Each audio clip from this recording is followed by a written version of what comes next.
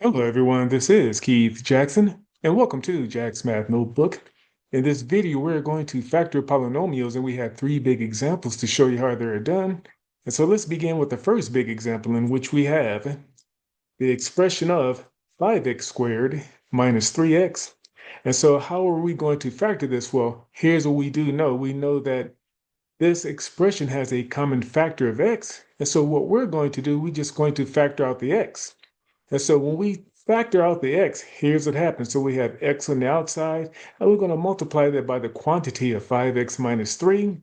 And how do we know that this is true, right? When we factor out the x and we come up with this expression, well, all we have to do is use distributive property to check.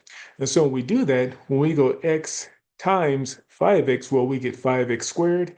And when we go x times 3, well, we get a negative x. And so we come back to our original expression of 5x squared minus 3x, and this is how we know that we did it right, by making this into its factor form right here of x times the quantity of 5x minus 3.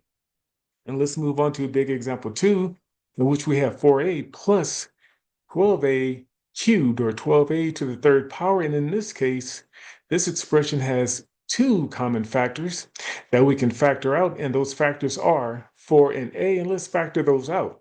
And so when we do that, so we can take out a 4. When we do that, we can take out an a as well. And here's what happens. Now we have 4a times a quantity of 1 plus 3a squared. And there's always an invisible 1 in algebra. That's why we put it there. And you're going to see what happens when we use distributive property, when we just apply distributive property to get it back to its original expression. And so now it's in its factored form right here. And so now all we have to do again is apply distributive property to check. And so we have 4a times 1, which will give us 4a, and 4a times 3a squared will give us 12a cubed. And that is our answer right there, which let us know that this factored form in this expression is correct. And let's move on to big example 3, in which we have a negative 15x minus 5x squared. And again, there are two common factors in this expression, and they are x and negative 5.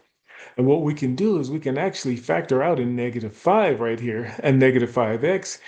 And here's what happens. And so you're probably wondering, okay, there are two negatives here. Why is this expression positive? And we're going to show you what's going to happen when we distribute this factored form, and we'll get it back to this expression right here. So we're going to distribute the negative 5x inside the parentheses right here. And when we do that, we'll get a negative 5x times 3, and that would give us a negative 15x that you see right here.